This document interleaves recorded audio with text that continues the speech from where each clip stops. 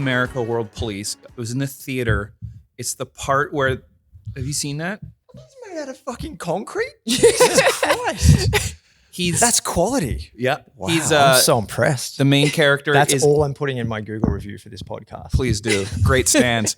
He's in a bar and he's talking to this drunk guy, and the guy's like, there's 3 types of people in the world. There's dicks, there's pussies, and there's I forget, assholes.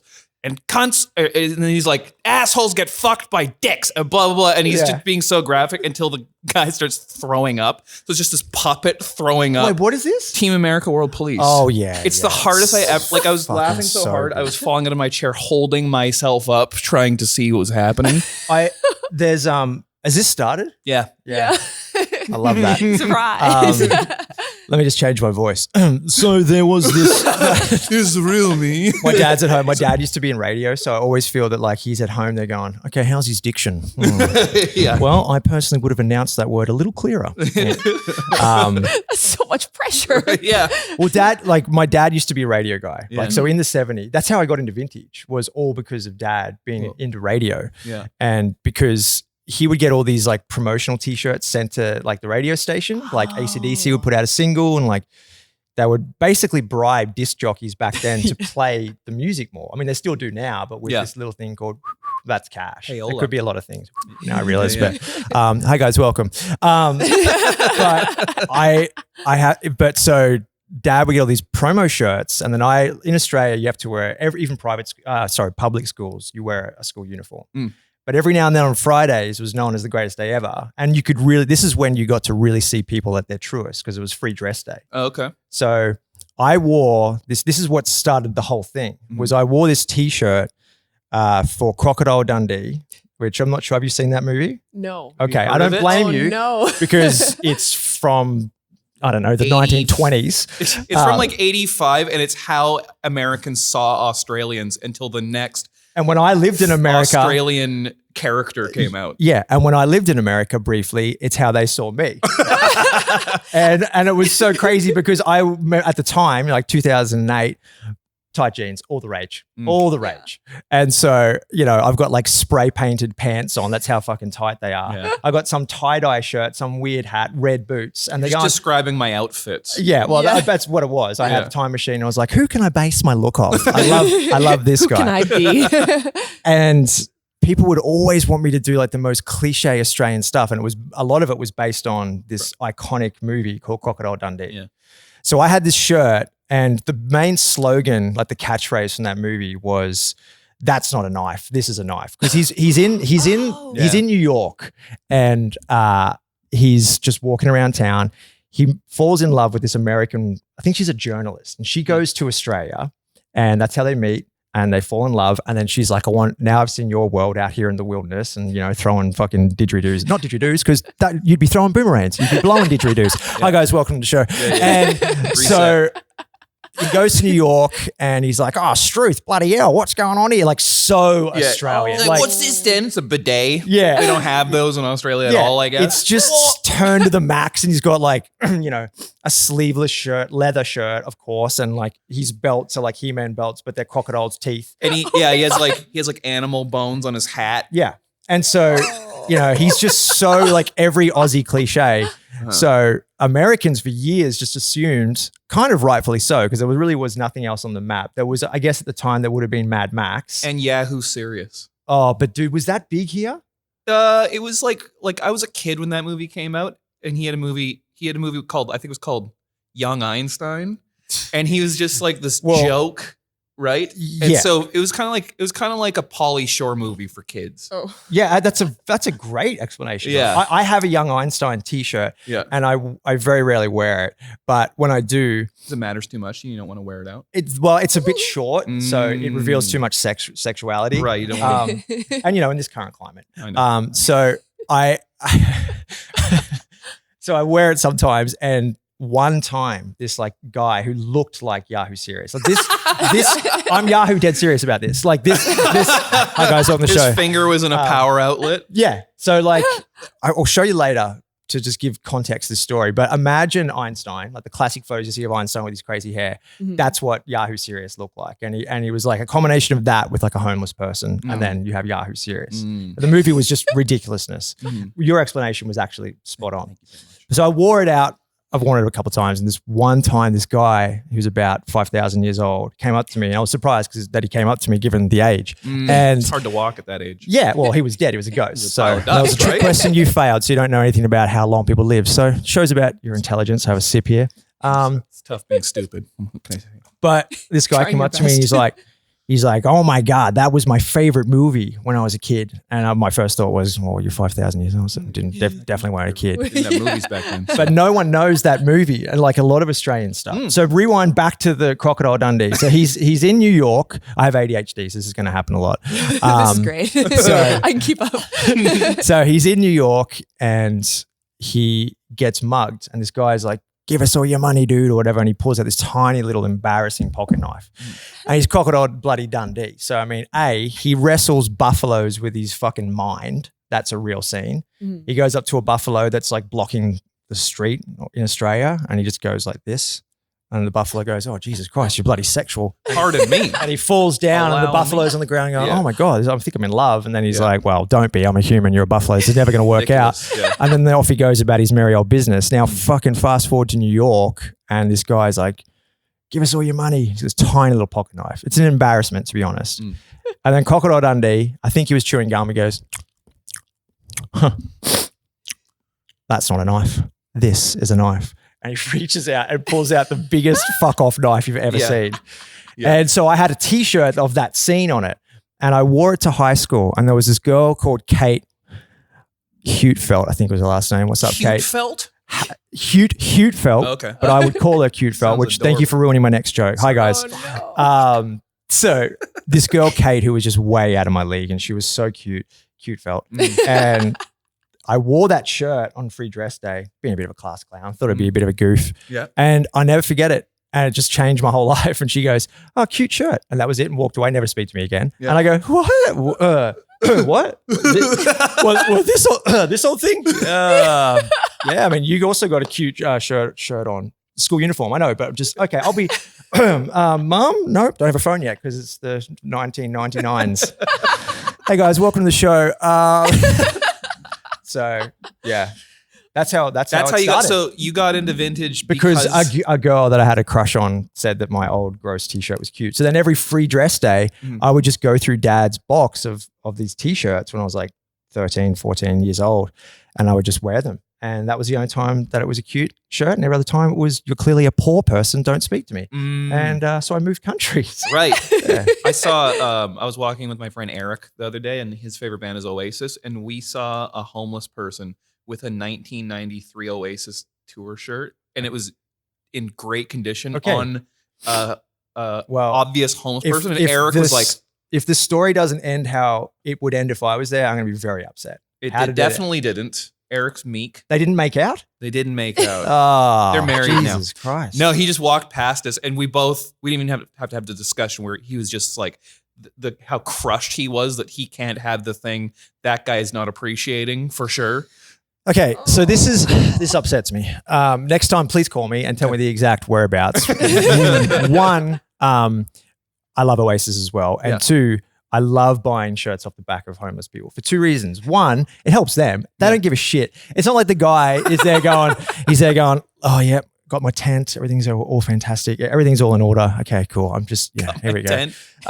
Well, don't be prejudiced. Some of them have tents and or caravan. And so he's sitting there and it's not like he's there going, fuck, I need a bit of good morning music. What's the story, Morning Glory? Drops the needle and he's like, what am I going to wear today? What am I going to wear today? No. Obviously. He puts it on. He's like, huge fan. And so he's like, another morning boys. How you guys doing? Yeah. What I'm just going to go out and ask for a bit of cash. Yeah. You guys want anything? Just joking. I can't really afford it. But in saying that, check out the Oasis shirt. No, you can't have it, you sneaky devil. So off he goes. He's sitting down in the corner. You and your mate walk past. Your mate gets a half wood. Don't blame him. And he looks down and goes, oh, nice t-shirt. And he's there going, what? you're a fan. Oh, I'll come back to my tent later on, play your cards, right? What I do in that situation is I go up to him and go, do you want $40 and a plain black t-shirt? And you never see anybody undress quicker in their life. Then you make out for a little bit, you swap t-shirts. At the end of the day, you swap just shirts, swap spit. Upgrade, get a new zipper for your tent. Do what you need to do. You're not going to be able to afford that in the first place without my generous donation. Absolutely. In real seriousness, though, I'm very upset that you did not try to buy that shirt that goes back. It would have made his day. Yeah, you're right. And I just don't carry $40 around on myself. Well, I always carry Does he have a debit machine? I doubt it. That would be so fucking that would literally make my year if I go, listen, I'll give you $40. Oh, I just really got no cash on me. And he goes, not to worry. Do you take Square? That's industrious. I mean, how much is a Square little chip thing? They're free. They're free. Send a little email. Yeah. From his tent. Oh my God. I bought a few t-shirts. Dude, oh my God. The craziest one, I was in Mexico on a surf trip with a couple of friends from Australia years and years ago. And we're sitting down and we're having, I assume, Mexican food, stupidest thing I've ever said. And we're having Italian. And and so we're sitting down and all of a sudden I hear this, and it's sort of a really tiny person on a really tiny motorcycle. That'd be hilarious and cute. It wasn't that. What it was a guy mowing the lawn, and he comes right in front of us, and it was like the heavens opened and I hear this, and I look, and he's wearing this amazing Dinosaur Jr. t-shirt. Ooh. One of my favorite bands. And I'm like, are you kidding me right now? Luckily I had my Square on me. That's a lie. And I went straight up to him and I go, can I interest you in some amazing Italian food? He said, where'd you get that from? It's Mexico. Yeah. And so I went up to him and I brought it off his back for like a bunch of pesos. Is that what the currency's called? I don't know. Yeah, I don't know. Do I look educated? No. Go on. So I bought it with him with some currencies, and he was so stoked. But the funniest, and I do actually have a photo of this for proof. It was really hard to take the photo, but I have to get a photo because I gave him my shirt and I was just wearing, I can't even remember, but it was pink. I remember that because definitely in touch with who I am. And so I was like, trade, and he didn't understand what I was talking about, pulled out money. Eventually he figures it out. He takes his shirt off so quick. Like the second they realize that you want the gross old sweaty groundskeeper shirt in Mexico, he's like, okay, weird person, but yeah, I'll take all the currencies. And so I give him the cash and then I give him my shirt and he puts it on. But this guy was quite overweight. Handsome for sure, but he had some extra. Right. Some extra carriage. Right. And he puts his shirt on, dude, and it was so tight. It was so fucking tight. And, you know, I'm a big believer in you will transform something and make it sexy or attractive if you own it. Yeah. I don't care what it is you're wearing. Yeah. This is the whole thing about just like being who you are, be yourself, right? And I swear to God, I have never seen anybody make something look so goddamn sexy in my whole life. Yeah. It was amazing. And it had a big swastika on the back. But yeah. He was like, payment not necessary. Yeah. We have a lot in common, I think. Yeah. Anyway. But yeah, I love shit like that, man. Yeah, like it's so funny because when you and I became friends, that's when I got into vintage t-shirts, is because of directly being your friend. Yeah. And then I realized quickly that the things that I thought were cool, you were way over. Like wearing vintage rock shirts and vintage sports shirts. Like you want the weirdest, like at the time you were into like Bart Simpson shirts that were unofficial and super offensive, which she wore on the show the other week, and I mentioned you. I almost wore it today. I should have worn it. Could have been another brought off the back challenge, but you know, in today's climate, I would have got a girl to do it. Hey guys, welcome to the show. But you know, okay, well, here's two things about that. I mean, I'm a cooler person than you, so that's by default. So of course, we're gonna like cool stuff. Oh my god! But no, I'm joking. You're 1,000 times cooler than this guy.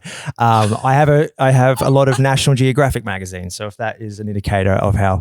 Anyway, moving back along to what you're talking about, you know, it's like anything in life. I mean, it's be the same with you with music. Yeah. You know, like people are like, oh, what's up, Kev dog? And then you don't open that email, delete. Yeah. Another one, hey, Definitely Kevvy, that's more like it. Yeah. And hello, sir. Hello, sir. I come to you with great fortune news. How would you like to be the recipient of all currencies? All you have to do is just say yes and you get all that stuff. But, of course, I need the social security number and all the banking. But yeah, like I love those emails. Name? I used to send those emails. No, I was joking. Yeah. But low-level pyramid scheme. But wouldn't it be like into. you though? Like with people sending you music and you're like, oh, I've heard it, same thing. And then every now and then you get this diamond in the rough or comedy, being a producer, and you know, you make careers happen. You're a go-getter. You're a snapper. So I would just say it's harder to impress me in a it's way. the same, it's like anything in life. If you do a thing, you know, like a guy who's the greatest fucking ramen chef in the world is not going to get ramen in Australia. It's going to be fucking terrible. Like it's going to be a lot to impress the guy that's done the thing. It does anything in life.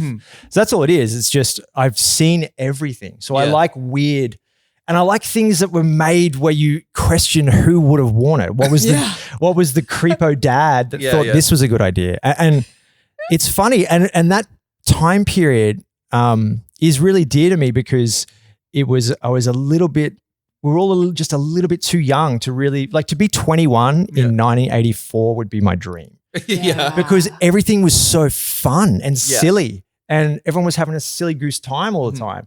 R.I.P. Chris D. But so that's controversial, but that's what happens. But you know what I mean? Like, so yeah, it's just, that's why I love that whole period. I mean, anything that's ancient. You know, I was speaking with a good friend of mine, Perry Shaw, shout out Perry, and he's obsessed with this stuff as much as what I am. And yes, I'm a seller and have to pay the bills, but the whole point of it is like, I'm finding 1% and I'm selling 99%, but the 1% I'm obsessed with. And because a lot of the time, like, you're finding a piece of clothing that somebody has worn for a long time, and then maybe they've passed on, or for whatever reason they get rid of it, and you find it and you can feel, which again sounds so cheesy, but you can feel the personality in those pieces. You said when you go to the, where he goes to find stuff that he sells. Edit that out. Oh, sorry. But he runs his hands along piles of clothes, and you'll know something's good just by touching it a lot of the time. And I get aroused, but you know, it's then I realize these aren't clothes. I'm in an old lady factory. These are balls. No. But yeah, you know, it's true, man. It really is. Once you've been doing it for a long time, like, so all these bales will come in. It's stuff that thrift shops don't want for whatever reason. A lot of the time it's just been sitting on the floor for too long, or they just have too much stuff in the first place, gets bailed up and comes to me in places like mine. And I just try to find the diamonds in the rough before they either get destroyed and turn into rags, and from there sent to mechanics, or, you know, off to third world countries or whatever. And so it's my job and my picker's job to find all these diamonds in the rough. And you literally can, if you've been doing it for a long time, you can run your fingers over these bales. They're compact, and you're literally like feeling for fabrics and certain textures. And when things have been alive on the planet for a long time, they break down, and it's exciting. And then, you know, if you open it up and you're lucky enough to find some weird serial killer t-shirt or some shit, I'm like, fuck yeah. Yeah. Serial killers, man. These guys kill people. It's sick. Something I could never do. Yeah. Well, yeah. But right person. Yeah. But if a guy's got a good tent and a nice Oasis shirt, though, well, you know. But anyway, he's asking for it, right? I like stuff with that has soul and character, and that's hard to find. But that's what's interesting, is that your taste for your like own collection isn't necessarily like valuable as far as being. Yeah, not always. I mean, I have some t-shirts that are worth like $2,000 or $3,000 each. Yeah. You know, like there's right now, vintage t-shirts is insane. Yeah. Like people don't really realize, like, the people inside of there's the term that a lot of thrift kids like to use, the term community. I'm not a big fan of it because I don't really see how it's serving the community. We're all just selling things to feed ourselves. So it's kind of the opposite of community. If anything, it's a very selfish act that we're doing. Yeah. However, that being said, our scene is kind of what I like to say. And, you know, a lot of these shirts right now are just going for insane money. Yeah. So I'm not sure if you heard me talk about this a couple of weeks ago, but an Aladdin shirt, like the movie Aladdin, sold for $6,000 USD on an Instagram live auction. Shout out to Chris from 1980 something, who is an absolute legend, and he started this amazing thing called the Virtual Flea, which is an amazing like that was an answer to a situation that he had to address, which, you know, COVID comes, he's a seller at the Melrose Flea Market, and a lot of my friends in California who are dealers, the Melrose Flea Market, the Rose Bowl Flea Market, that's their bread and butter.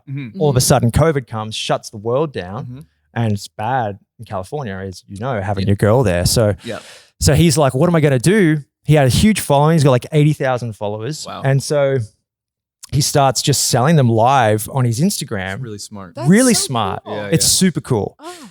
And for my personal taste, a lot of the kids that go on there that sell this stuff, it's not for me. But it is just because I've been doing it so long and I have different tastes. And I'm a bit older than a lot of these like 20-year-old kids. But so ultimately, it's nostalgia right now is just huge money. And like sneakerheads have moved over into the t-shirt world. That's what's happened. So all these hype beasts and Supreme guys that have money to burn are now just dropping stupid money on t-shirts, man. So I'm in the right industry right now. It'll pop, but for now it's good. But you would have people from other countries come here and want to do like private shopping with you, right? all the time. Oh, like wow. come over just to like see his stuff. It's crazy. Yeah, I mean, I used to have a lot of Japanese clients back in the day. And like they would come once a month, a lot of them for the Rose Bowl, which is Mecca for vintage clothing. And not just that, but it's for everything. I mean, you can buy like an old barbecue. It's just an amazing flea market. Yeah. But there's a lot of old clothes there. And so these Japanese collectors and, dudes that have stores would come over once a month, and it's American clothing that people want. And so they go to Mecca, Rose Bowl, and you have all these amazing dealers. A lot of them are my friends, and they just sell some of the rarest stuff that they can find. And then if they're already this far over, at the time I was banned from the States, so I couldn't go and vend. And even if I could, I mean, being from Australia, it's just a whole ordeal. So I could never go. Yeah. So they just started coming to me afterwards because a flight from LA to Vancouver is not that much. And, I would hook them up, and that was fairly consistent for years. And then things change. The internet becomes more of a platform, and so it's a weird world, man. It's a really weird world. I love when I would come visit him in his store all the time, and if someone is rude to him, an extra tax gets put on. Douche tax. Yeah. I love that. Yeah. I love that so much. And even in his iPad, it says it. Yeah. Douche tax button. That's so great. But honestly, like that sounds so arrogant. It's just that's so justice great. Being served properly for once. It's just if you're Asian, obviously that's why I always had to pay a little more. Kirby? Obviously that's a joke, and I love that. Like someone's going, "Oh, that's interesting." Clip out of context and destroy his life. Jesus Christ! No, of course I'm joking. At the end of the day, it was just arrogance and people that just assume that. Sometimes people would walk in and look at me like, "Come on, you recognize me." Oh yeah. And I'd look at them and go, "No, I don't. You obviously don't understand anything about me. If you go to my house, it's Neil Diamond Records, Yanni live on TV, and me talking to my mum about Bridget Jones's diary. So go fudge yourself. I don't know who the flip you are." But I like also like when Thurston Mel Moore Gibson. No. When Thurston Moore from Sonic Youth came in, he didn't do that. That's a different fucking story. The singer of Sonic Youth, which is one of his favorite bands, came in, and he didn't do that. And then you were like, "I'm a big fan. Check this out." You had like a rare old Sonic Youth shirt. It's a very rare, like, I'm sure it's happened to you too. Yeah. Like, you've met tons of your heroes, given what you do for a living. But anytime where that old saying, you don't want to meet your heroes, you don't. Because I think it's for me, it's, I don't know what blubbering mess I'm going to turn into, or like I always feel like my voice is going to break and go, "Oh my God, Thurston. Oh wow, that's normal. Oh my God, it's not normally like this, but I'm a huge fan. Oh my God, do you want a pina colada? I can go get one." Like it's just it's off from something that's like, impossible to he's get. like at 6 a.m. I know, but just live a little. Okay. So, but he walked in and it was so surreal, dude. Like, it was pretty crowded in there, and it was just like dun, dun, dun, dun, dun, dun, dun, dun, dun, dun. I always hire a beatboxer, and so he's beatboxing around basically. And but yeah, and he just fucking walks in. Like, don't just walk in like you're not him. How dare you? Yeah, like come on, man. Like fucking Thurston, fucking get like a firing squad of trumpets to go in before you anywhere you go. Yeah. Like if you're I don't know, dude, if you're Eddie Murphy, you need trumpets before you go in. And like, you know what I mean? If you're Jim Carrey, trumpets. And he's in the trumpet gang. And so he just walked in like it was like he was going to his lounge room or something. Like, don't be that relaxed. You can't be. That's too much. Yeah. And so people were starting to freak out. You could see them one by one being like, "What the fuck?" Yeah. And kind of people that would go into your store would, of course, freak out to see Thirst. And I had a couple of friends that were just like hanging at my like booth or whatever at the time, and he was so cool. Yeah. And thank God, because and he was in town playing a show, just like a solo show. And see that? Nice catch. Crocodile Dundee. Okay, I missed it, but edit it. So if you can just have like, you can do like special effects. Yeah, absolutely. CGI. Cool. Yeah. And well, I'll add it. The eagle returns to the nest. Anyway, but yeah, he was super cool. And so I had this old 80s Sonic Youth. It's a really rare shirt. Unfortunately, when I found it, it was all cut up, but I've kept it. And it was crazy because I brought it in to show somebody. It's normally in like a safe, and like, you know, like I have guards that stand like this and yeah. With trumpets. It's my wife. Yeah, she's always crying.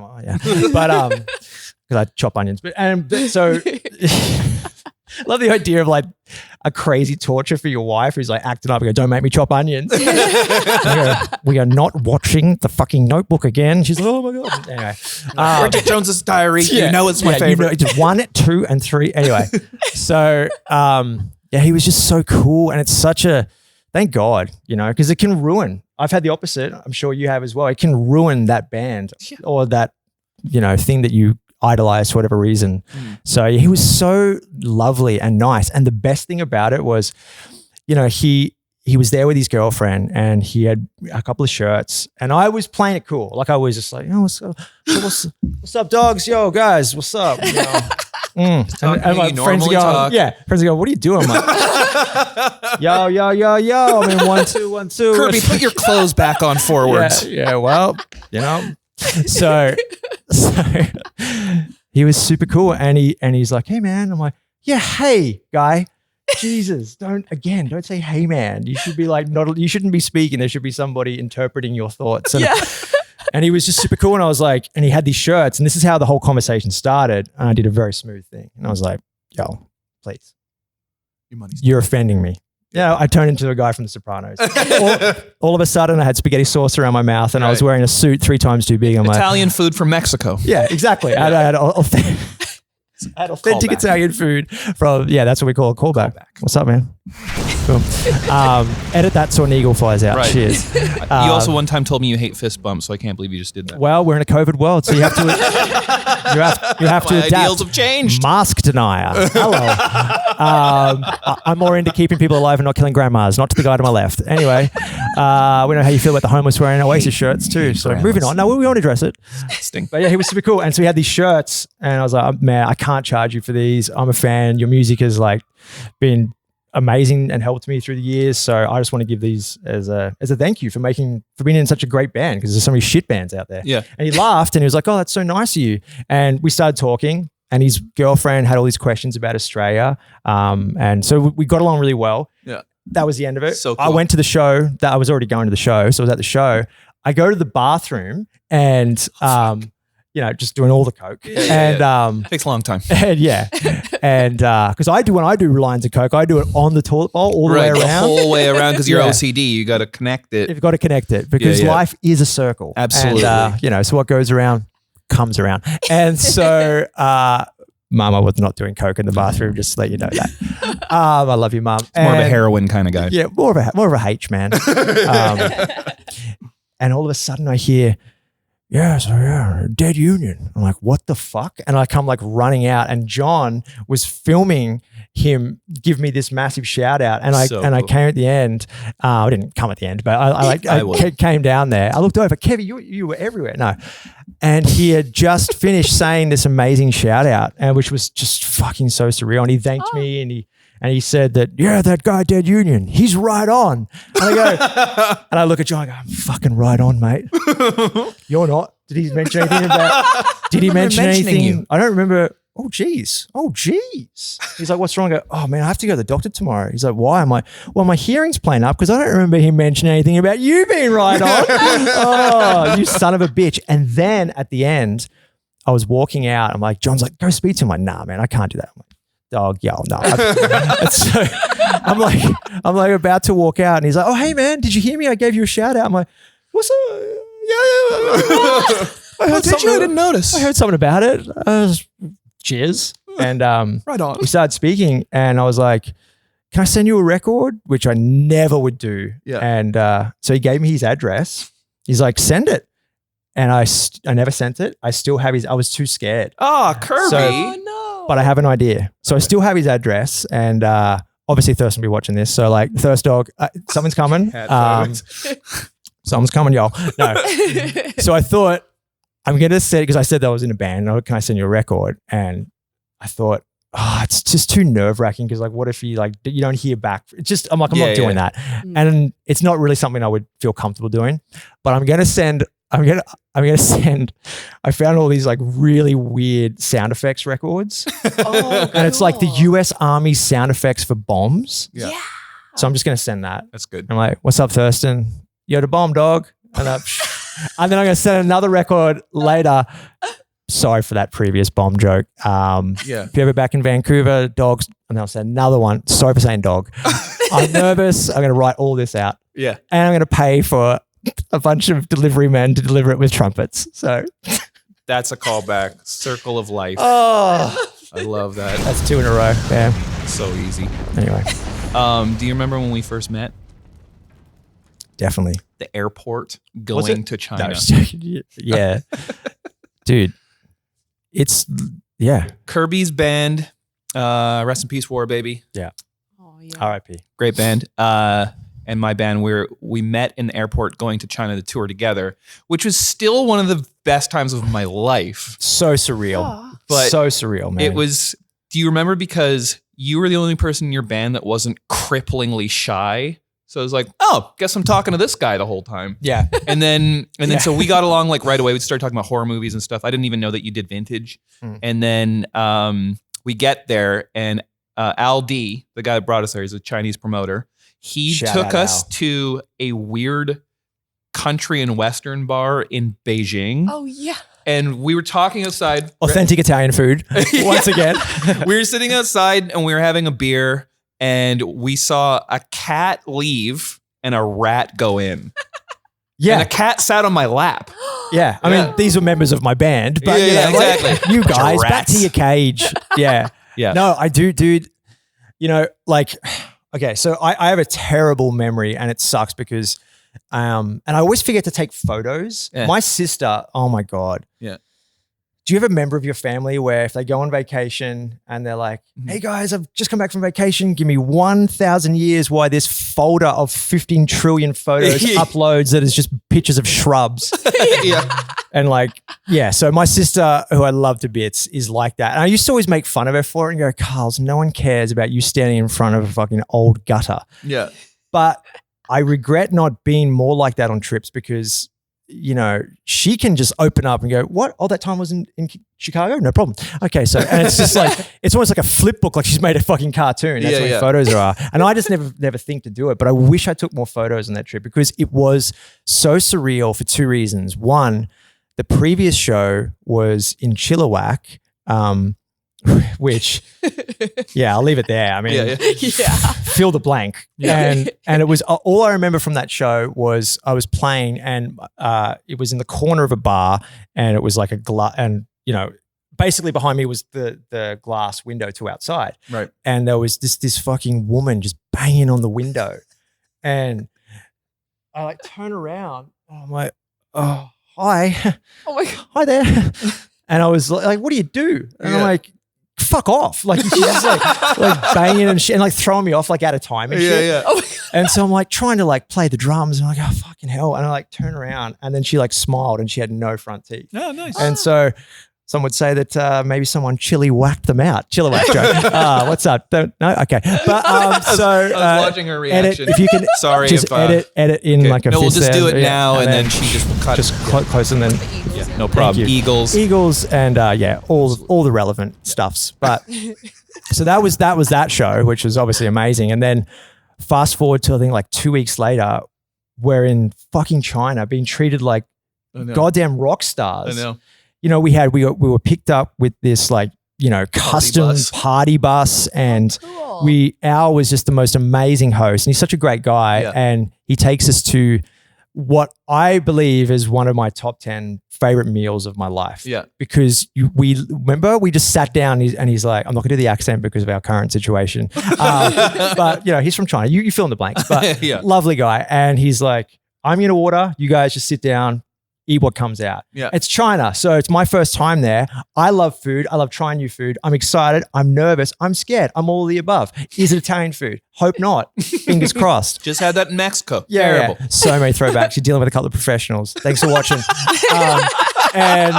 So I just remember this insane food coming out that was so good. It was like a 5-star restaurant. Do you remember how amazing it was? Because they had a wedding next door. Yeah. And then we went and took pictures in front of the... Side note, and here's another throwback, get ready to fist bump. The rat and the cat situation that Kevvy saw earlier was the same restaurant. Didn't see the rat and the cat again. So just saying, leave it there. But it was delicious. Boom, add the sound effects later.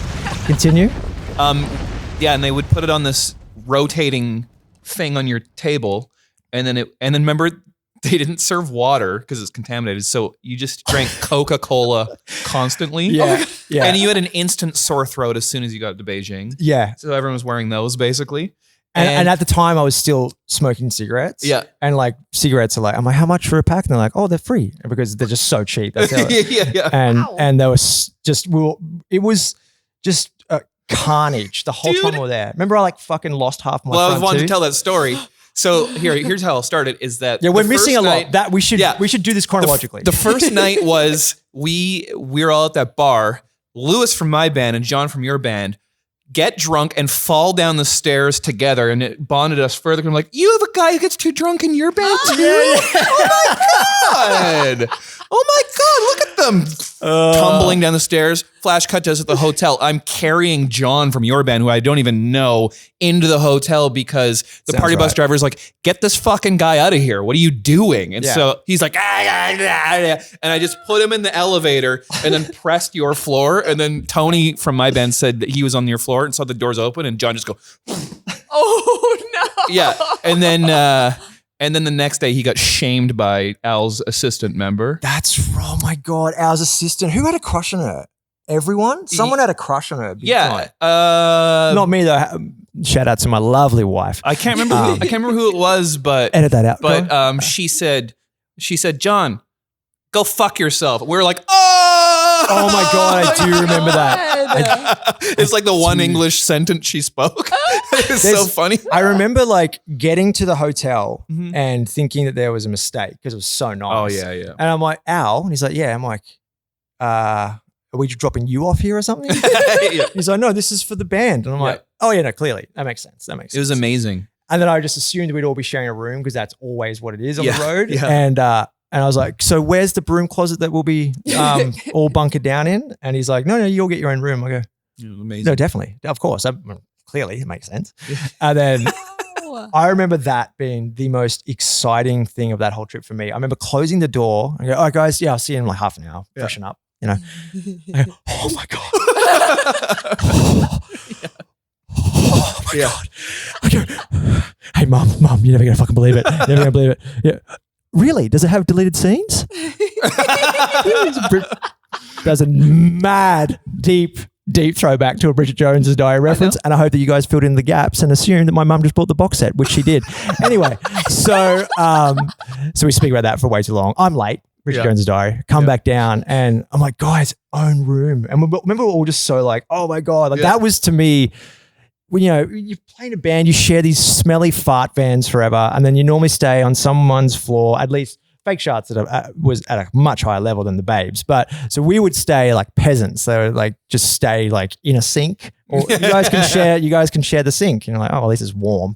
But yeah, so that was it was so surreal, so surreal. There's so many great moments in that trip. We're walking. It was my first time in China. We were walking into the hotel, and a family's walking by, and they see white people, and they're like, whoa. And then Tony comes out, who's black, and they were like, what? Took pictures of him. Okay. Oh my God. He was wearing his jammies. I remember being in Taiwan years and years and years ago, and this family coming up to me, I have blue eyes, and they come up and they're like, oh my God, your eyes are so absolutely goddamn stunning. I'm like, oh, thank you very much. And you're right. And no, but they came up and they were just intrigued. They hadn't seen somebody with my color eyes, I guess, and they wanted to take photo of my eyes, and it was just kind of weird. And I was like, yeah, I'm like, give me a second. I'm like, and so I had a guy with lights. I always carry a guy with lights with me. And so trumpets, of course. And then so I remember being in China going, probably going to happen again. Yeah, they're probably going to be intrigued with the old blue eyes over here. Yeah, modern day Frank Sinatra walking in, how you guys doing? What, you want these old pearlers? Yeah, of course you bloody do. You want me to brighten your day, don't you? Well, 1 and 2 over here. 2 suns coming at you. Yeah. And they're like, we don't give a fuck, you weird looking peasant. Move aside. Who's this god? Yeah. And it was Tony, and I guess we'd done a bit of intel and we figured out, do you remember this, that there was a KFC ripoff, like chicken place, like Obama chicken. Yeah. That was huge. It was a chain. Yeah. And we had thought that perhaps they thought that Tony was Obama. Yeah. And so I was going up to people I knew they couldn't understand me. I was like, just so you know, fucking Obama's there. Have a bit of respect. And then I won't do the accent again. At one point, he came out of a 7-Eleven with like an ice cream cone and just was on his phone, and he just stood beside a Ferrari. And all these people with cameras came out. He was like a famous rapper or something. He looked up. He's like, huh? Saw the Ferrari and went, oh, shit. That's such a great Tony impersonation. He was a king there, man. And then remember, like, the first show we played was in a city called Qingdao, and it was like Woodstock size. It was like huge. Okay. And remember, we were like, holy fuck. I remember we have to be really good now. Yes. It was the first, maybe the only time actually, which sounds a bit arrogant, but I'm never nervous before a show. I get very anxious. Yeah, I get anxious. I need to wee like 1,000 times. Yeah. But I never really get nervous, just because of the high level of talent that I have. But so I remember we're in the bus and Al was like, okay guys, we're approaching the festival grounds. I'm like, grounds? Yeah. What do you mean grounds? I'm like, oh, okay. Can't wait to see our shitty little tent. Guys, how big do you reckon our tent is? Probably only big enough for one guy with an Oasis shirt. And we're right, high five. And I was high-fiving pre-COVID, so it's a classic throwback right there.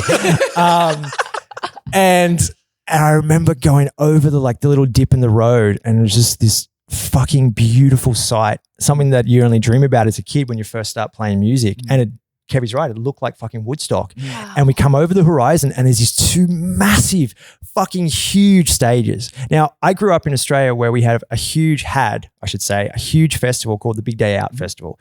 And to me as a kid, it was always my dream to play there, and never got to happen. RIP Big Day Out. But this was my chance to kind of have my one moment. Yeah. And so I just fucking soaked it all in. Yeah. And the stage, the way it was set up, looked very much like how the stage was set up at Big Day Out. It was always these 2 massive kind of half moon stages next to each other. Yeah. And I remember fucking asking Al, oh, cool, man. That's amazing. There must be some big headlining bands. Where do we play? And he's like, no, it's just 2 stages there. I'm like, yeah. What? Yeah. I remember we played the first day, you guys played the second day. And so we had to go and sound check. And that still, I mean, I wish there was footage of it, how sad, which we'll get to that. We still never got it. So I remember sound checking and we just couldn't stop laughing. We were just giggling it was such an amazing feeling. And we'd worked so hard, and all of us. And so that was such a beautiful moment. And we did the sound check, and then dude, the next day I was fucking shitting myself. Yeah. I was so scared. Yeah. I have to tell one story. Yeah. That is my favorite moment because it's so weird about this whole day. So we go out, we sound check the day before. Everything sounds amazing. It's the best we've ever sounded. And during sound check, we were fucking played great. I'm like, if we do that tomorrow, I think we'll be good. I think the trick is, gents, let's not let our nerves get the best of us. Yeah. All right, guys. And we high-fived and pre-COVID, classic throwback. And then, so we're vintage. It's what's up. It is.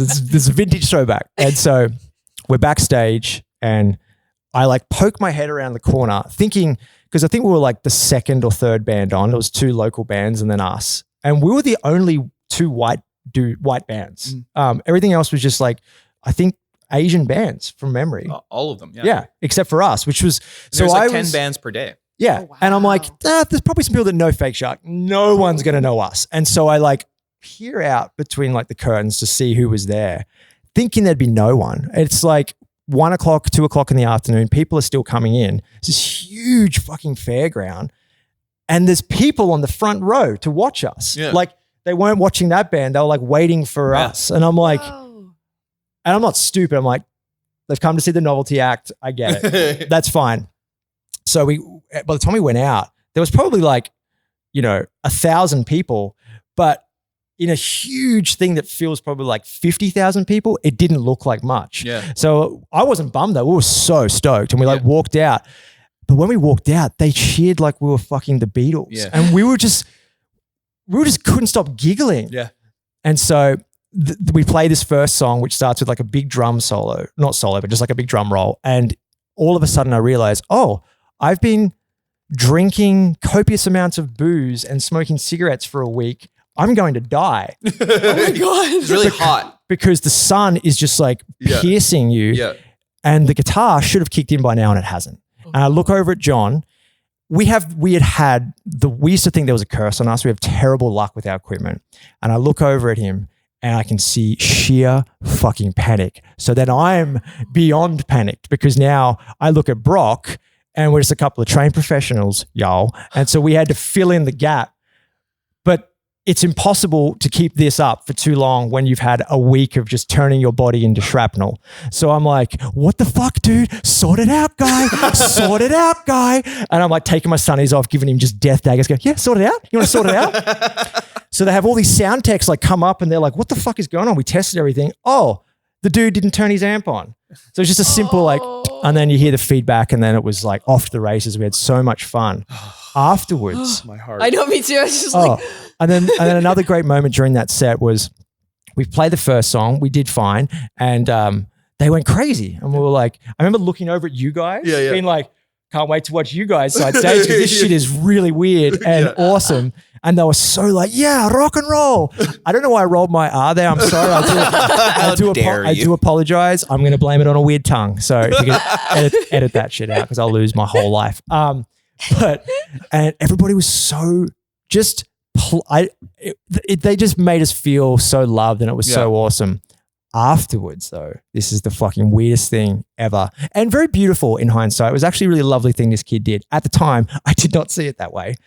Do you remember this? I left the stage and thinking I was going to have cardiac arrest. Like that was the closest I've ever come to drumming myself to death. And I play pretty hard. And so just all the sun and everything. And I walk off stage and this guy comes up to me. He was like a show hand, like a backstage rider guy, a kid. He was like probably 15 and he comes up to me and he's like, oh my God, beautiful eyes. Just joking. And so he comes up and he has 2 bottles of water and he has these towels over his arm and he's like, come. And I'm like, okay. And I like follow him and he like takes me to this shady tree and he's basically motioning like, sit down in the shade, man, like cool down. I'm like, oh, it's so nice. I'm away from everybody drinking and like, after a show, you just want to be by yourself for a little bit. Yeah. And so I'm like, thank you. And he goes away and I'm just thinking he's just such a nice guy that he's just handed me this amazing little godsend of a place. No, he wasn't. He was going to get some sort of weird massage oil and he came and gave me a massage. And he like sat behind me and started fucking like, I go, hey, what's this? What's happening here? What's all this about? Over, he's like, flip over. Yeah. And he just starts rubbing my chest. Yeah. And it felt really nice. I saw it. But it was fucking weird. Yeah. And I remember like looking in his eyes like, do they pay you for this? Or is this like on the house? Do I have to tip? I didn't know what to do. Yeah. And he's like feeding me water. Like it was very romantic. It was like the one of like 25 Lady in the Tramp moments I've had in my life with men. And then like obviously I wasn't allowed to come in his mouth, but after edit that out. Mom, Bridget Jones. Yeah. But yeah, that was so fucking weird and beautiful. So shout out to that guy. We don't have a ton of time left, but I do want to talk about the next show, which is, so then Fake Shark played the next day and it was great. It's one of the funnest things. There's like a Jumbotron and there was like like cameras on drones and stuff like that. It was crazy. It was great. We had a great set. And then the next day we got asked to play together this little punk show with this band called Girl Kill Girl. And the singer of that band went on to date Lou, like long distance for a while. Oh, wow. Oh, that's right. Yeah. Gia. And then she was cool. Yeah, she's super cool. And then so we went to play this like little punk venue, and it was really cool. And Fake Shark opens this time, and then it was going to be War Baby opened.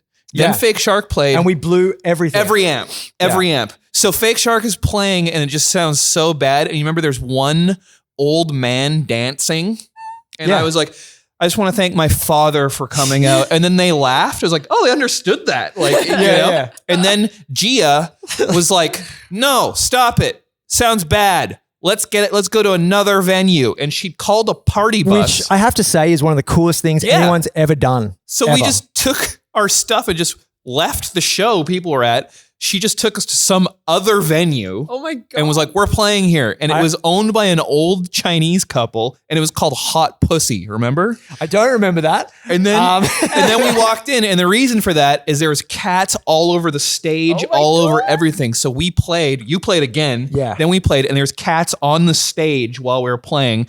And then Kirby got the drunkest I have ever seen him. And he climbed on me and fell over me right on his front teeth. Oh no. And so I got it fixed, but for the rest of the time there, I had like 1.5 teeth. So we're playing, and I'm watching him go, I can't find my teeth. And he's crawling around, and then we blew those amps. And then you went, no, you have to play, or else this was for nothing. Yeah, that's right. It was that was one of the funnest shows ever. And here's one thing I remember about that, which I don't remember much, but I remember when we were outside waiting for our fucking amazing tour bus to like take us to this Hot Pussy. Sorry, Mum, it's the name of the place. And I remember there was these girls, like foreign chicks from America or whatever, and they were like saw a bunch of rock star looking dudes. They're only human, and they came up. And they're like, you guys clearly know what's up. And we're like, absolutely, guys, definitely. I mean, we all have girlfriends and wives, but yeah, definitely.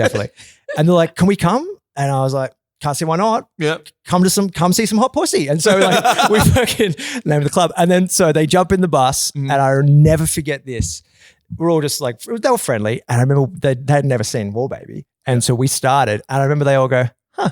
And I just got up and walked out. And I remember like looking at John, we both were like, no, that makes sense. That feels about right. And then I remember after we played, because it was in this little venue. And by the way, the old couple that owned it were clearly in mid-sleep when Gia woke them up. And they were like, okay. And they started serving us beers and stuff. And then Fake Shark played. And then I went outside to this back alley after, and I sat down because it was so hot. And a cat jumped on my lap. I'm like, that's cute. Another cat. Oh. 6 more cats. I'm like starting to get scared. You can like, so tell. You can so tell that those cats have never had human touch before. And that this other cat's like, oi, I dare, no, come here. I dare you to go and jump on that dude's lap. And the other cats, they're going, what guy? That fucking guy?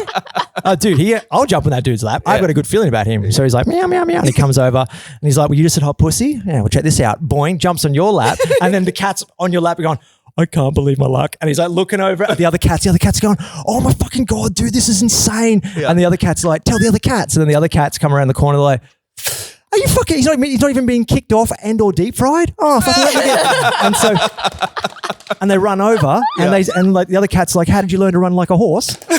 He's like, don't ask questions, get on this lap party. So that's all I remember about that. How can we possibly say anything after that? That was an amazing monologue from Bridget Jones's Diary 4, Beijing edition. And I'd like to end this on a group fist bump, guys. Bring it into it. Kirby, what's your podcast? My podcast is called Sexy Blue Eyes. It's just all about my eyes. It's a weekly cast. No, it's called Before I Forget. And I haven't done one in a long time, but I haven't had time, but I'm about to start it again. Episodes are so funny though. It's just about when I was in hospital, which maybe not. Yeah, let's do another episode where we talk another about time. That. Yeah. So to be continued, I was like, I'm going to start this. And so I have a feeling that my brain is decaying seriously. And so I'm losing my memory and a lot of stuff. And I'm like, I just want to chronicle all my favorite stories. Yeah. So the China one's coming up. Oh, that's great. Yeah. Okay. And Dead Union Vintage. Dead Union. And yeah. And I have a store for my Vancouver people. Vintage. In the Mintage Mall, Yep. 245 East Broadway. It's called Whateverland. If you're nice, my staff will hook you up. If you're not, douche tax. Thanks for coming on. Thanks for having me. Bye. Bye.